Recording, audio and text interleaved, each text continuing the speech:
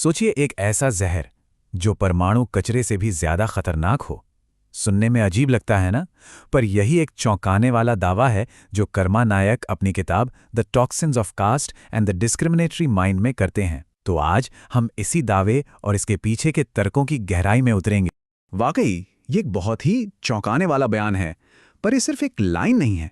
यही वो बुनियादी सोच है जिस पर लेखक ने अपनी पूरी किताब की इमारत खड़ी की है। तो ये सिर्फ एक दावा नहीं है, इसके पीछे एक पूरा तर्क है। चलिए देखते हैं कि लेखक भेदभाव को शारीरिक गंदगी से भी बदतर आखिर क्यों मानते हैं। लेखक के लिए ये सिर्फ कोई बुरा विचार नहीं है। उनके अनुसार ये एक जहर है, एक ऐसा मानसिक जहर जो समाज की जड़ों में फैला हुआ है। और यहीं पर लेखक का तर्क एकदम साफ हो जाता है। देखिए, शारीरिक गंदगी उसे तो साफ किया जा सकता है, लेकिन ये जो मानसिक गंदगी है ना, लेखक कहते हैं कि ये पीढ़ियों तक चलती रहती है और समाज को अंदर ही अंदर से खा जाती है। और ये विचार कि इसे छिपाया नहीं जा सकता बहुत अहम है। जैसे सोने के बर्तन में रखा कचरा भी कचरा ही रहता है, वैसे ही लेखक के मुताबिक धन दौलत या ऊंचे पद के पीछे छिपा हुआ भेदभाव भी भेदभाव ही होता है। अच्छा, अब इस पूरे तर्क को ठीक से समझने के लिए कुछ खास शब्दों को समझना होगा जिनका इस्तेमाल लेखक ने किया है। पहला शब्द है मनुवादी। लेखक के लिए यह सिर्फ एक शब्द नहीं बल्कि उस मानसिकता का नाम है जो जन्म के आधार पर ऊंच नीच और छुआछूत जैसी बातों में यकीन रखती है। और फिर इसकी दूसरी तरफ है मूल निवासी, जिन्हें लेखक भारत के असली मूल निवासी मानते हैं, जो इस पूरी व्यवस्था का शिकार हुए। तो एक तरफ है वो मानसिकता जिसे लेखक जहरीला मानते हैं, और दूसरी तरफ वो लोग जो इसका शिकार हुए।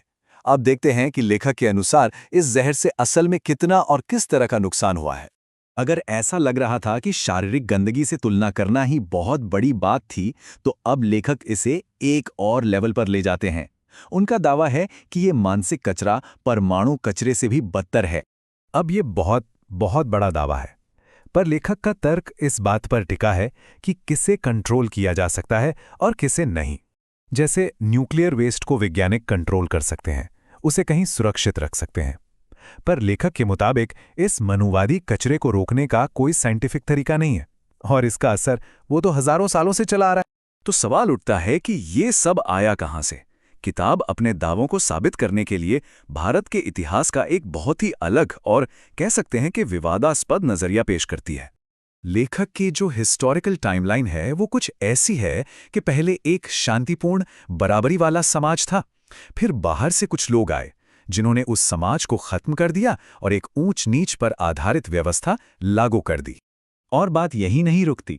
लेखक सांस्कृतिक दावों से लेकर डीएनए सबूतों तक का हवाला देते हैं।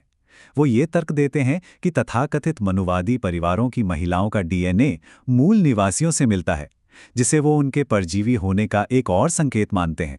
तो इस सब का आज क्या मतलब है, ये सब आज के दौर में क्यों मायने रखता है? और यही बात हमें लेखक के तर्क के सबसे आखिरी और जरूरी हिस्से पर लाती है। लेखक के लिए ये कोई बीता हुआ इतिहास नहीं है, ये एक जीती जागती सच्चाई है। वो कहते हैं कि यही भेदभाव वाली सोच आज भी मूल निवासियों की गरीबी, भुखमरी और यहां तक कि मौत की भी सबसे बड़ी वजह है। तो आखिर में ये किताब हमें एक बहुत ही बेचैन कर देने वाले सवाल के साथ छोड़ जाती है। अगर कोई सोच, कोई विश्वास रेडियो एक्टिव चीज़ों से भी ज़्यादा लंबे समय तक नुकसान पहुंचा सकता है, तो फिर उसे ख़त्म कैसे किया जाए? ये एक ऐसा सवाल है जिसका जवाब किसी एक के पास नहीं है, बल्कि हम सबको मिलकर ढूंढना होगा।